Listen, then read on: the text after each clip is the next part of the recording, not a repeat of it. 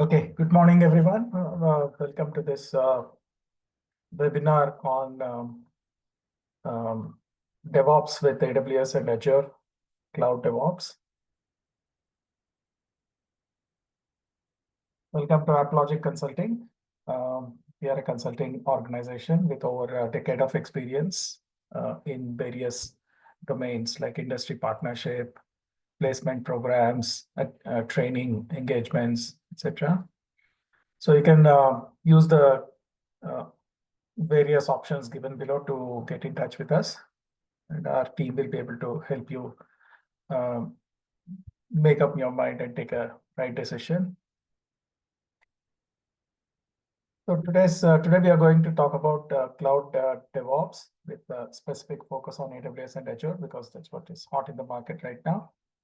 And we'll be covering like what are the key practices, what are the methodologies that are used, and if you decide to take the plunge, how your journey is going to look like as an aspiring DevOps engineer.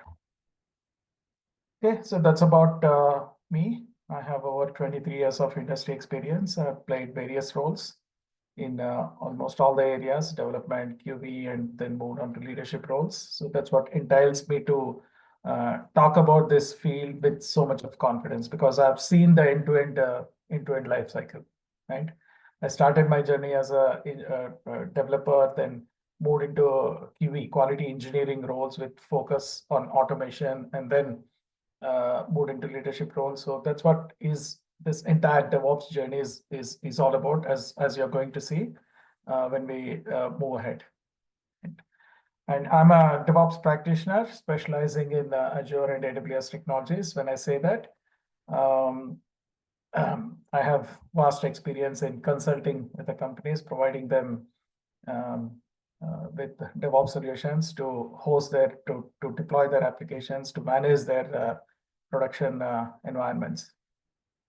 I'm an avid educator with the passion of imparting knowledge in these areas. So as they say, at some point, right, you find your calling. So it happened to me after close to a couple of decades in the industry. So then I realized, okay, this is what I really like, right? Teaching, imparting knowledge, what I have gained in the industry.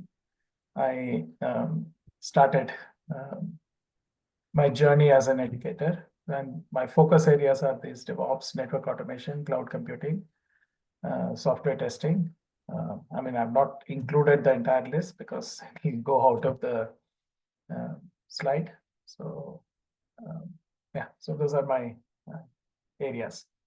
And before we get into the subject itself, talking about the program itself, it's a job guaranteed program. As I said, like Applogic has the resources, like it is backed up by technical consultant trainers like me, plus the industry partnership to equip you with the knowledge which is required for a fresher to get started off and in this industry. And so if you decide to take the plunge, so it's I am going to be with you throughout this journey. Okay. Now, this session is going to be more technical in nature. So if you're not familiar with some things that we are discussing, it is perfectly fine. I'll try to make it as generic as possible. I'll try to make it so that everyone understands what we are discussing about. Any technical questions, we can have them at the end of the session, unless you feel you must get it clarified so that you can understand further. You can stop and ask me, but I would request you to hold it, make a notes and hold it till the end of the session so that we don't interrupt the flow and we don't interrupt the flow of the others, right? Okay, and any queries related to the program and the facilities that are there and how the program is going to be, what assurances that you are going to get, you can contact our team using these channels which are mentioned below. Okay. So the reason you are here is because you are curious about DevOps and you are curious about this program, and most probably you want to get into a DevOps job, right? So without assuming that you might already be knowing, I'll start with what it is all about, right? What is DevOps, right? I would like to quote Microsoft here. So it's a portmanteau coined by combining two words, that is development and operations. Portmanteau means a word which is made by joining two words, right? Those two words are development and operations. So we have taken dev from development and ops from the operations, and made this coin this word called as DevOps, right? And as per Microsoft, DevOps is union of people, process, and technology. Okay? It's not a set of tools. It's not a new development life cycle. It's not a new testing methodology. It's nothing, none of those, right? It's a discipline which is a combination of people, process, and technology, right? Now, why these three are coming together? So that we can continually provide value to our customers. Okay? If you are running a business, in this case, it is a business of developing software. Your ultimate goal, right? Your survival depends on how satisfied your customers are. Okay? The same holds good for any business, even the small shop that you set up. Ultimately, you have to satisfy customers. You have to value for the money that they're paying, right? It could be in various terms. So in this case of software industry, these three are coming together. The people who are involved in developing software, the processes that they follow to develop the software, and the technology that they are supported by come together to continually provide feedback, provide value to the customers. Okay. Now, what we are talking about is people, process, and technology. Why? So that we can provide value to the customers. Now, value to the customer, when you say value to the customer, what is it? What is it? What could be? What could it be? Right? It is in terms of the following things that I said: faster delivery, better quality, better efficiency, better security, and overall customer satisfaction. Right? Imagine, let's say, you are building a house, you want to get it painted or get the interiors done, right? You outsource the work to some agency which does that for you, right? They deliver it very fast. Will you be happy? Right? Depends, right? Yeah, today I gave them the work, they completed within a month. I may or may not be happy. That depends on other factors. They have delivered it very fast, but they have done a pathetic job. So I won't be happy. Okay. Then suppose in the second scenario, they have done an excellent work, but they have taken 3 months, 4 months, 5 months. And it's like never-ending process. Still, I'm not happy because I have certain goals, right? I have certain timelines to be met. So you need faster delivery and better quality. Now there is some guy, another scenario, there's a guy who has delivered it very fast with excellent quality, but he went way beyond my budget. I was expecting it to get it anywhere between 5 to 6 lakhs, but he's taken it up to 10 to 15 lakhs. Will I be happy? No, right? So you need some sort of efficiency also. Okay. So in terms of software, it is faster delivery, better quality, better efficiency, better security, because software products are most prone to security attacks. So this is what will lead to overall customer satisfaction. I won't be happy with one or two things being satisfied. Now, if I have to do this, right, I must be backed up by solid principles, solid processes, solid technology. Okay. So which we have already achieved. In software industry, we have been following a methodology, a development methodology called as agile methodology. Okay. Now, agile methodology ensures some of these things like faster delivery, better quality. But what after that? But agile methodology only talks about half of the things. What about the rest of the things that happen after that is what we're going to talk about. Okay. So we can think of agile DevOps as an evolution of the agile processes. Through the agile methodology, we brought in some sort of discipline into the things, into the way we do the things. We brought in some sort of efficiency. Now we want to continue utilizing that efficiency. We want to continue doing the rest of the things. Okay. What are the rest of the things? We'll be seeing it. Okay. It's an effort to, so DevOps, I would say, it's an effort to take the innovations of the agile approach and apply them to the other side of the things. Right? What is the other side of the things? The operations side of it. Okay. So basically how software development and the delivery happens is software gets developed, delivered, and then it has to be put into operation. Okay. You can't just construct a house and leave it there. People have to live in there and derive the value. Only there you've done your job. You get revenue. Okay. So who are involved? As I said, there are two things. One is developers who are developing the product. The other thing is operations team, who are responsible for taking this build and ensuring that the customers are able to use it and they're happy. Okay. Now, these two teams are involved.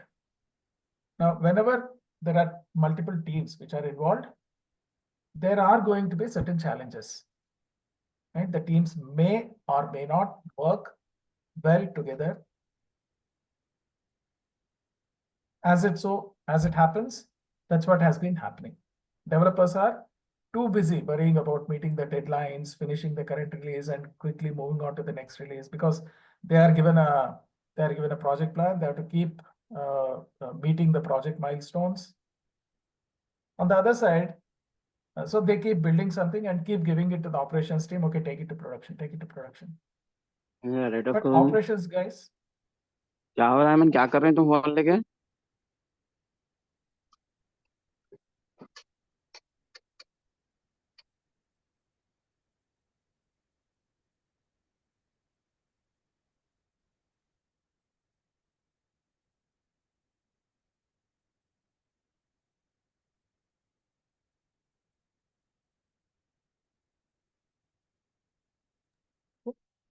so operations teams have different goals. They are too busy worrying about the stability and reliability of the build. And if the developers say we need to quickly take it to production, and the operations team sees, yeah, there is some issue, security issue that might cause some impact on the customer. So they'll say, no, it has to wait. First, we need to look into this. We need to resolve it. Only then we'll take it. Okay. So two teams have two different priorities. As a result, there is a confusion between these two teams, which we call it as, in the DevOps world, we call it as wall of confusion. Okay. Which looks somewhat like this. On one side of the wall, you have the development team who are doing this, who are following this agile principles. They are doing the planning, coding, building, testing, releasing it. They have speed in mind. They want to solve the customer problems, innovate new products, deploy frequently, roll out the changes faster and faster, which is understandable. But on the other side, you have another team. Development team alone can't do this, right? You have operations team whose responsibility is to take the build which has been given by the developers, release it, deploy it, ensure that it is operational, keep monitoring it. Okay. So operations team's focus is stability. They want to maximize uptime. Uptime means the time for which the application is up and running. Minimize failures, meet compliance obligations, maintain security. And so these are the goals. Now, you see, both teams have two different diverse goals, and both are focused on their respective goals. So sometimes there'll be a clash. So which leads to this wall of confusion. Now, how do you go about it? How do you break this? So the organizations use a three-pillared approach, right? To get around this problem, organizations follow three-pillared approach. One thing is they look to culture, which is see, we are talking about people who might have some perspective, some rigid ideas. So we need to bring in certain culture. We need to change the way they think and the mindset, right? We need to change the mindset. That's what we refer to as culture. Is that alone enough? No, right? We need technology. Yeah, people have agreed to collaborate with each other. People agreed to be sensitive about the others' challenges. This guy said, yeah, we are ready to listen to them and understand what are the operation challenges. This guy said, yes, we are ready to listen to the development team, understand what are the challenges. Both will understand each other perfectly fine. But unless you have a proper technology, right, backed to back these things, it will not be successful. Right? Now, why cloud has caught up now and not 20 years, even 20, 25 years back also, people were talking about cloud. But you did not have the right technology to support you at that point of time. Internet speeds were slow, and the bandwidths were very costly. So you cannot make it at a scale. Now, since the technology is available, 4G, 5G, 6G, they're even talking about 7G, right? We are able to, the cloud has become so successful because connectivity is the most important factor of the cloud, right? So at the same, so that is the reason why AI, ML, and all these things are becoming, are catching up now, while the research has been going on for the last 35, 40 years. Again, the technology was not there, right? They require huge amount of computational power to churn these numbers, to use these machine learning algorithms on the huge amount of data, and then learn from the patterns and then make decisions, which was not there at that point of time. Now it is there. So they're able to use it and create wonders out of it. Same is the case with DevOps. And we have been talking about for so many years, but it is now that we have tools, the technology to make it happen. Right? What are those tools? We are going to see. Right? But first, we need to adopt a automation outlook. Everything should be automated.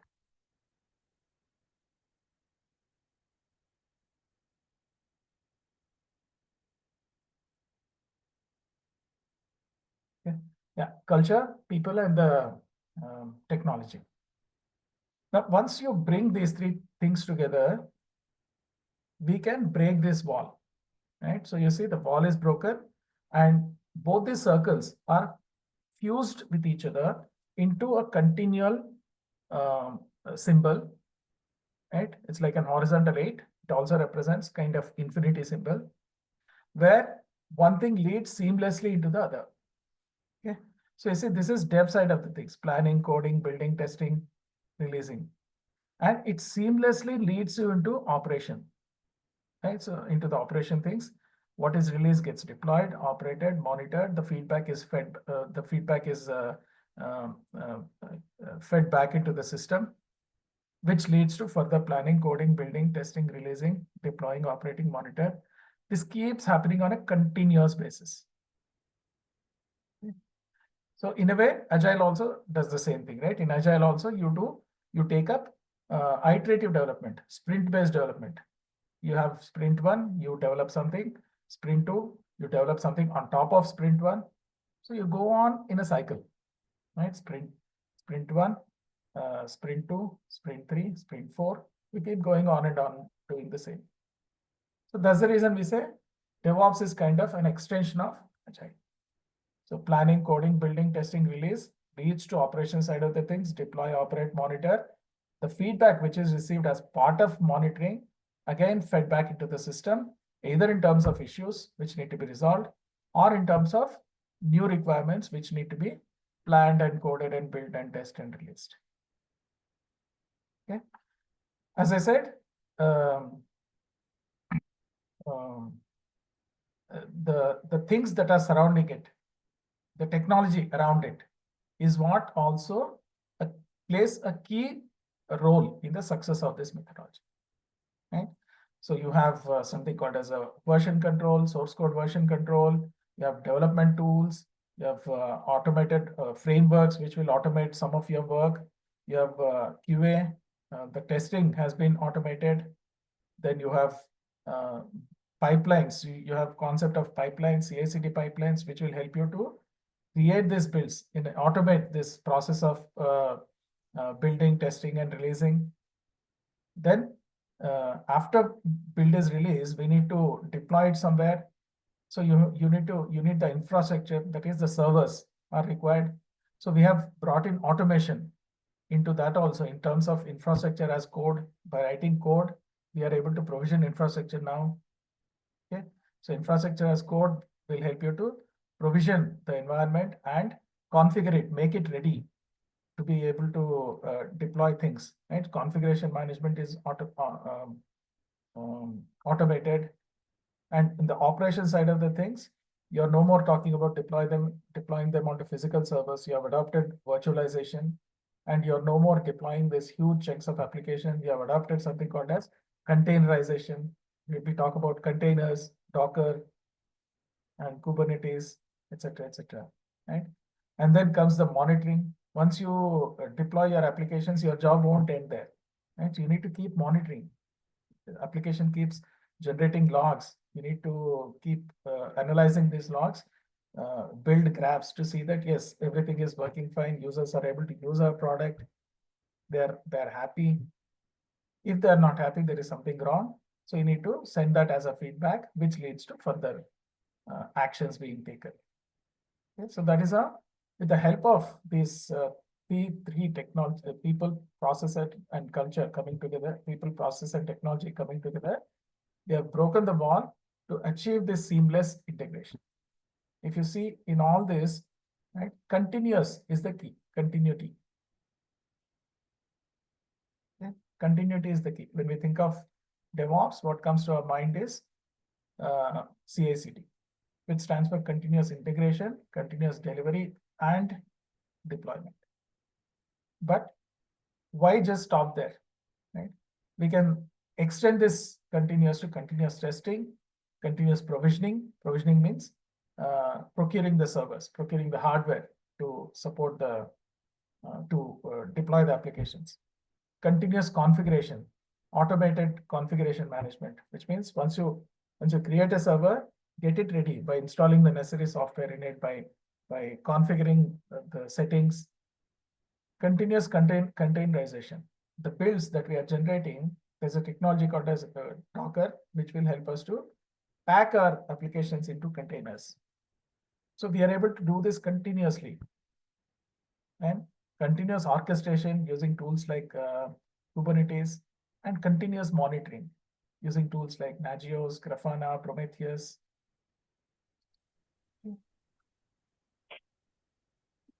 So that's what DevOps is all about, right? So it brings in these people to these three pieces together to achieve this the way forward.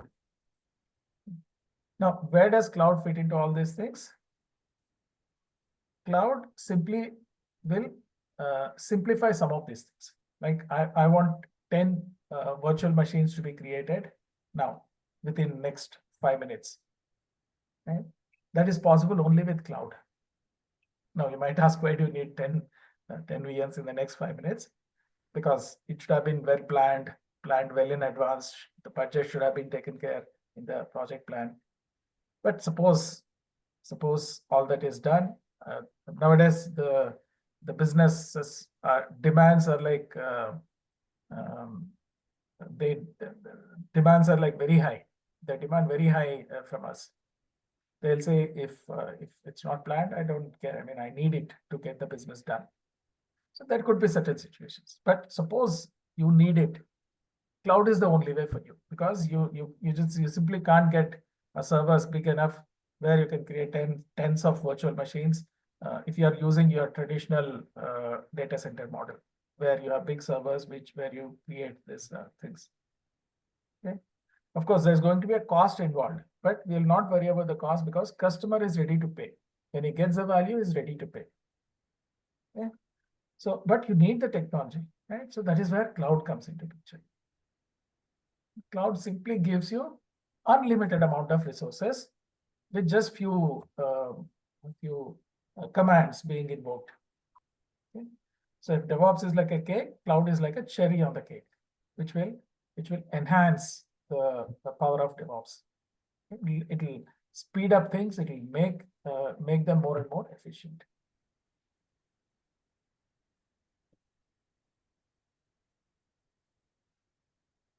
Now, so that's about DevOps and where cloud fits in. But how your journey is going to look like if you decide to take up this journey, how your journey is going to look like. Okay? The expectation nowadays from DevOps engineers is that they should be knowing something called as shell scripting, right? Linux fundamentals and shell scripting. That's because most of the times, 90% of the times, you'll be working with Linux machines, right? Your Docker, your Kubernetes, your Ansible, Python, of course, can be installed anywhere. And all these tools that we will be talking about, right? Many of them are supported mainly on the Linux-based machines. So you should be knowing how to play around with the Linux machines, how to automate simple tasks using shell scripting. Okay. And then you also need to know something called as software version control. Right? Now you might ask, okay, I'm not going to be a developer. Why should I worry about it? Because developers will be writing software. They need to worry about version control. As I said, DevOps, right? Dev and ops are coming together. Dev should know what happens on the ops side. Ops should know what happens on the dev side. So that is where we need to know what is software version control is all about. Why do we need it? What are the tools which will help us to do it? So this is where your Git, GitHub, GitLab, Bitbucket, all these things will come into picture. Okay. And on the cloud side, we have Azure repos. Azure repos is repositories where code gets stored, version controlled. And in AWS, we have something called as code commit. Then we need to know something called as CI/CD, continuous integration and continuous delivery and deployment, which means as DevOps engineers, we need to automate this process. Okay, developers have coded it and they pushed it to this version control system.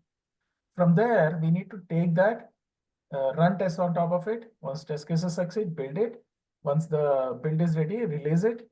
And if some checks are done and then say, okay, go ahead and deploy it, we should be able to even deploy it. Okay.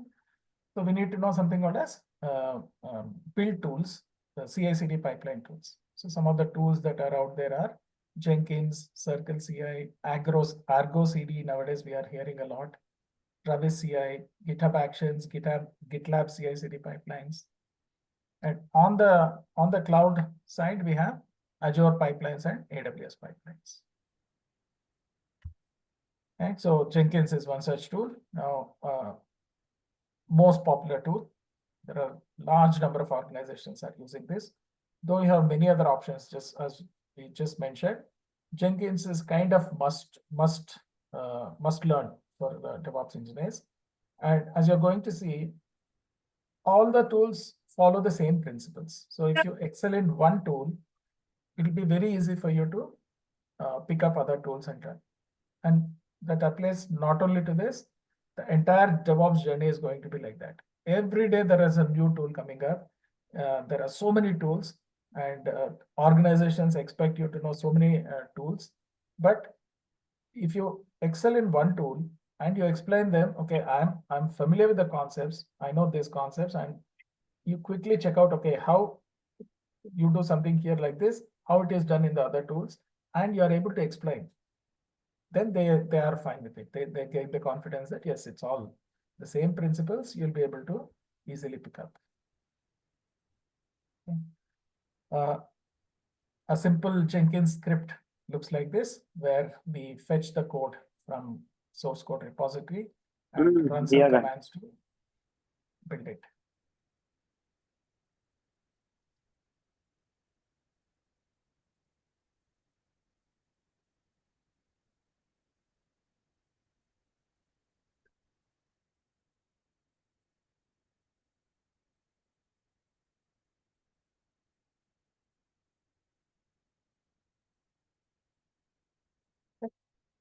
On the cloud side, yeah, we already discussed. We have Azure pipelines and AWS code pipelines. So for every, the way these DevOps tools are developed is, first one is on-premise, that is not on the cloud. And on the cloud, you have whatever tools are there, which are like kind of not on the cloud, there are cloud equivalents. Okay? So here we have Jenkins, Travis CI, Argo CD, etc., etc. In AWS and Azure, we have its equivalents, Azure pipelines and AWS code pipelines. Then comes to provisioning. Yeah, so we created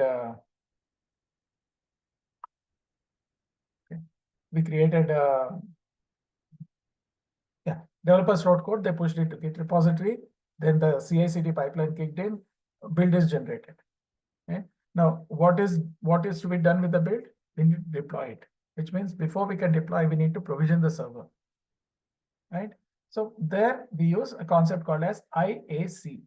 IAC stands for infrastructure as code, which means we write code to provision infrastructure. So the tools that you hear in this space are like Terraform, one of the most popular tools.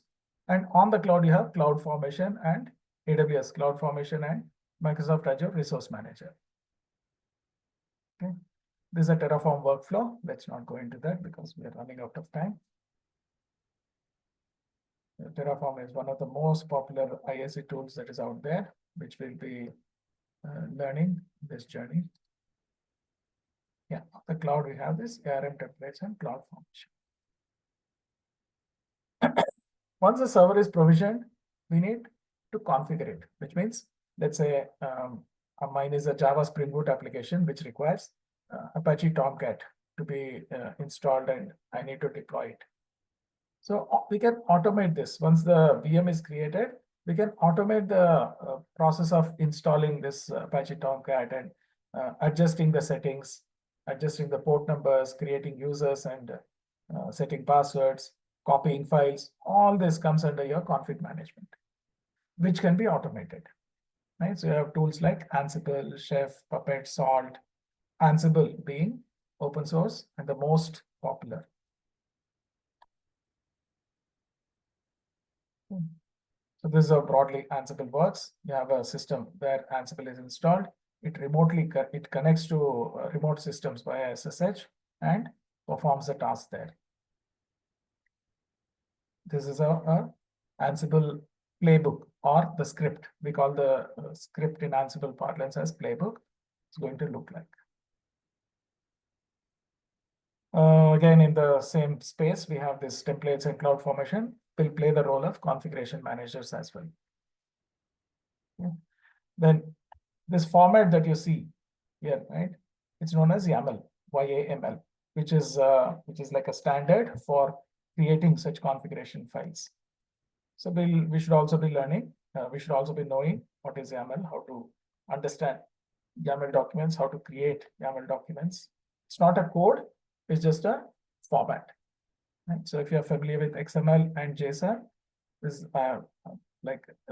we can draw parallels. Okay? This is XML. In JSON, it gets represented like this. In YAML, it gets represented like this. So I see YAML is quite readable, quite concise. So that's the reason people adopted and started using it to define various things, various configuration files, etc., using YAML.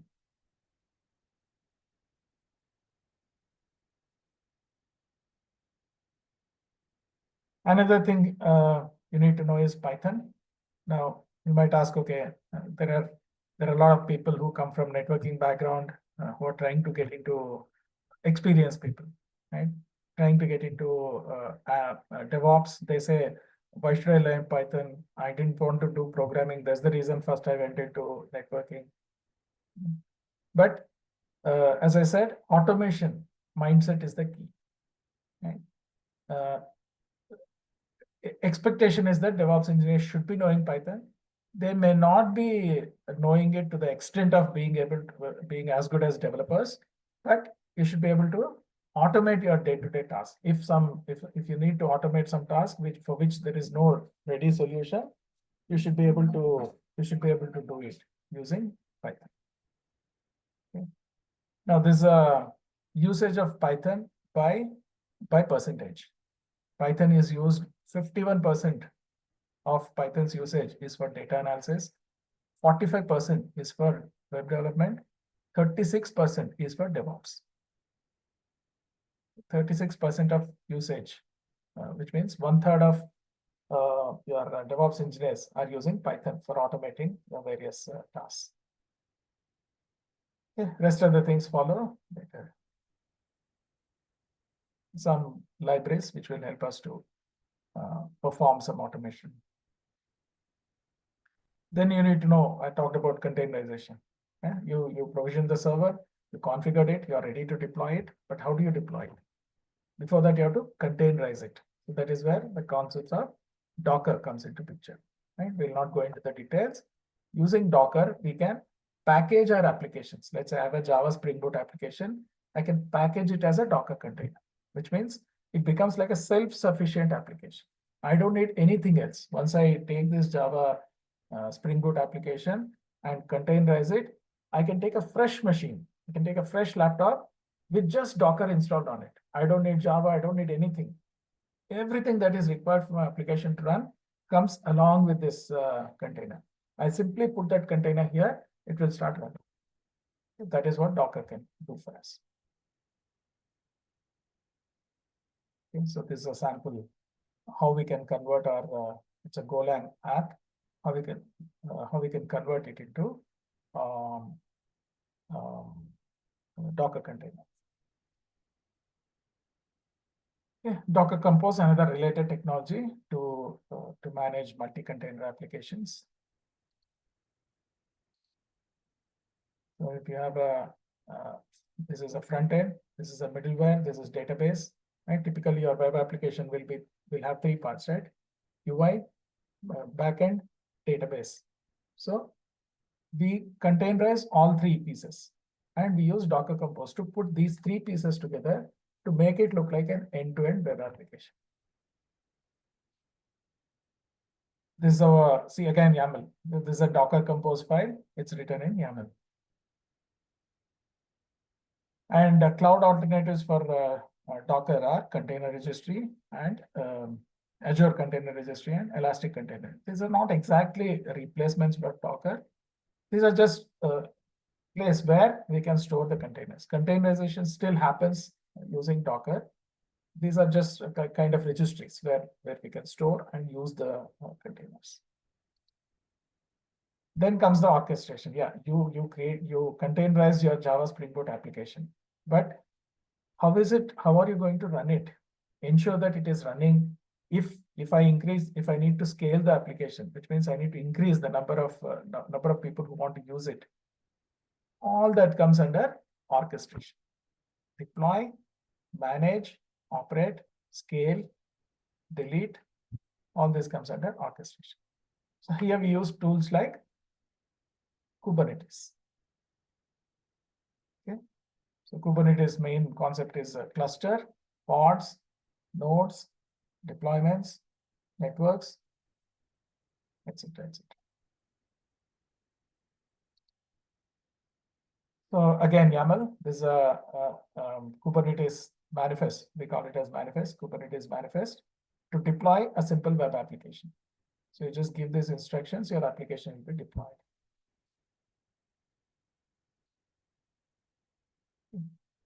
And Kubernetes can be installed, downloaded and installed on your servers.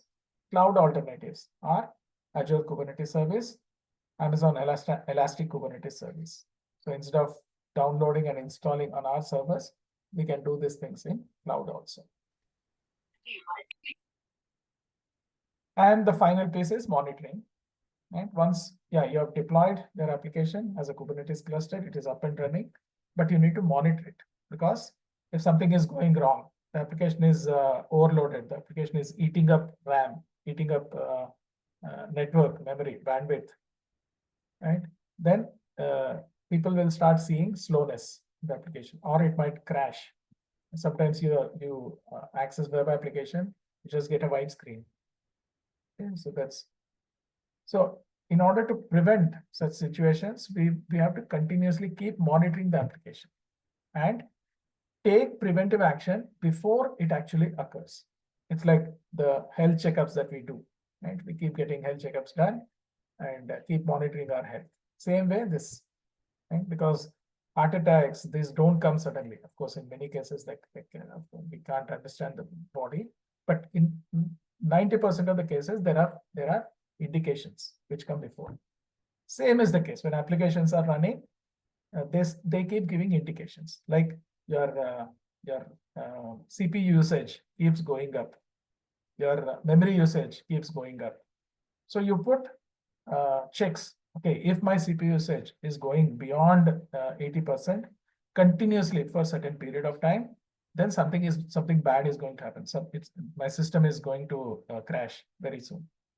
So you send alert to the respective people who are responsible for it and take necessary corrective action. So monitoring is one of the most important pieces in DevOps. So we have tools like Nagios, which is like a software which will help us to monitor different types of things, like your applications, your servers, your network devices. Prometheus, which is another monitoring software, primarily used for cloud environments and Kubernetes clusters. And this is how a typical Nagios dashboard looks. Now, these tools, once they gather the monitoring data, will feed this data into a dashboarding tool called as Grafana, where we build these beautiful dashboards. Of course, for us, it's very beautiful, but the more colorful, the more dynamic it is, probably there is something going wrong, right? So for the people who are monitoring these things, they'll be able to understand how the application is performing, and they can take necessary corrective action in case something is going on, something is building up. Okay. On the cloud front, we have cloud alternatives like Azure Monitor and Amazon CloudWatch. Okay, so there are, in case this is for a future, like you might have doubts like, okay, in development, we have such flashy things like, there are so many options out there. What are the options in DevOps? If you're not already convinced, right, but to master all the things that we talk about, right, is going to take quite a significant amount of time. But if you manage to quickly master all of them, what next? Right? You can bring in security into the scheme of things and extend your DevOps principles into security. Call it as DevSecOps, development and security operations, which is like bringing in security into every piece of what we saw. And then we have network DevOps. And nowadays, networking is also becoming very, very dynamic. Right? So we have something called as network DevOps. You can apply DevOps principles in networking. Then you have MLOps, machine learning operations. Okay? You have this full methodology called as DevOps, which talks about following certain processes, using some tools, and achieving efficiency. You can apply to anything that you do. Right? In machine learning also, there is this need. So you come up with MLOps. Then you have AI ops. Then you have even architectural operations. So even in architecture, that is software architecture, we can bring in these principles. So there is already talk going about, right? So that's what okay, we still have 5 minutes. Yeah, so that's what the journey and the future is going to look like. So you can as long as you're ready to enhance your skills, learn new things, and find new ways of applying these things, there is no dearth. Okay? And if it helps, nowadays there is a lot of fear going on about will AI take away my job? Okay? By what you've already seen, you might have already got a hint, but let me say it out for you. DevOps is one field at this point of time, which is your AI proof, right? You saw the kind of tools that are involved, kind of technologies that are involved, right? AI is still in its infancy. It started learning to write code, that to some not production grade code, right? For it to start writing production grade code is going to take time. Then even if it managed to do that, right, the kind of variation we have in our this thing, it's not like a puzzle, like a programming problem that needs to be solved by writing logic, right? We have so many dynamics which are involved. Machines need to be provisioned, different types of software to be installed, configured, right? Containerization, orchestration, monitoring. And so AI will take easily, it's going to take probably 1 or 2 generations still by the time all these things can be. AI is going to take up the DevOps jobs. Okay. These are some industry use cases, how Netflix has brought in efficiency. Right? Netflix has 600 plus services. Services as in nowadays we do development in something called as microservices development, microservices architecture. Okay? 600 services, which means if you're a Netflix user, then you are watching any of the shows or etc. Probably a lot of these services are playing a role in the background in streaming your data, in making it highly efficient, and the new features that you see on the app every time, right? So all these services are coming in the working in the background, and around 600 services are in production. They deploy close to 100 times a day. And imagine at some point of time, till some time back, production deployment was a big thing. We used to plan it for the weekend. During the weekend, we take the downtime, we take the permission from the customer, bring down all the servers, install new features, bring it up, test it thoroughly, and keep holding our breath. And when the Monday people start using our software, keep praying that nothing goes wrong. From there, we have evolved to being able to deploy 100 times per day without people realizing that their feature is being upgraded. I'm sure you would have noticed when you're using a mobile application, today you see one feature, tomorrow you access the same application, the feature would have changed, the look and feel would have changed. So without you realizing, they are deploying new features to the production. Okay. So that's what DevOps plus the other technologies has enabled us to do it. Uber also has some numbers, but yeah, you get the idea. Okay, so that's what I have for you for today.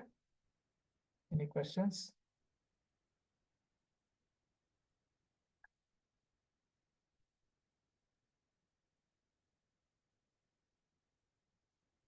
Again, let's keep any question and answers technical for this session.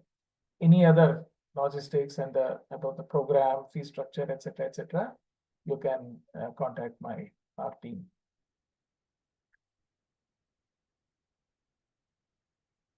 About your technology, about the field, or anything related to DevOps, you can ask me.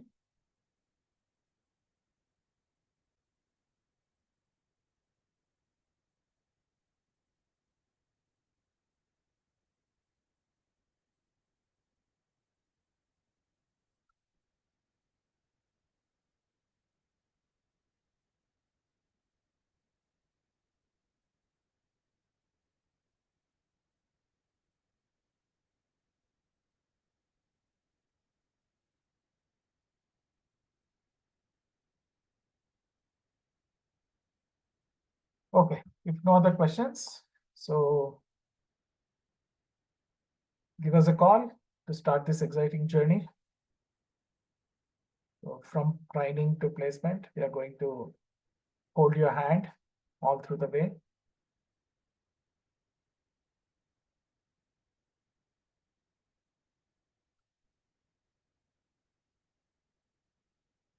Just to make things clear, we'll be covering almost all the topics that we have seen today with Azure, AWS and Azure fundamentals, so that you're familiar with cloud and DevOps.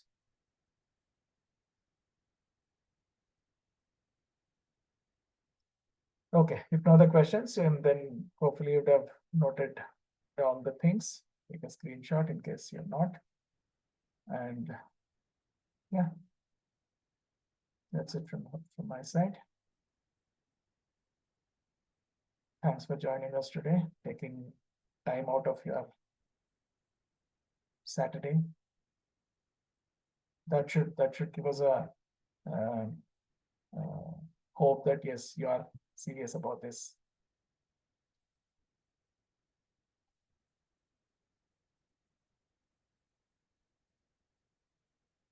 Okay, we'll wait for a couple of minutes. If any questions we can take, otherwise, happy weekend.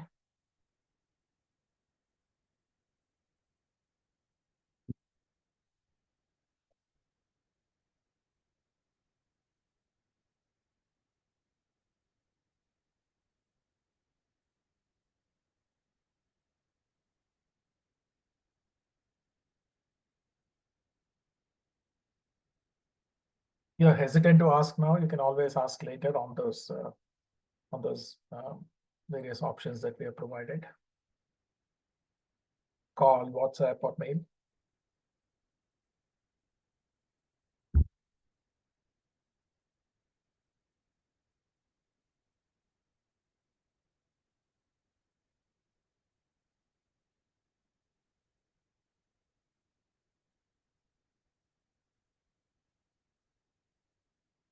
Okay, thank you then. I don't want to keep you waiting. It's lunchtime. So I must be feeling hungry. So yeah, enjoy your weekend. Thank you once again for joining us.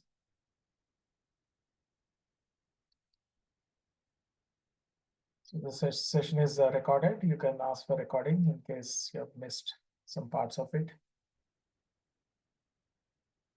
Thanks guys. Bye.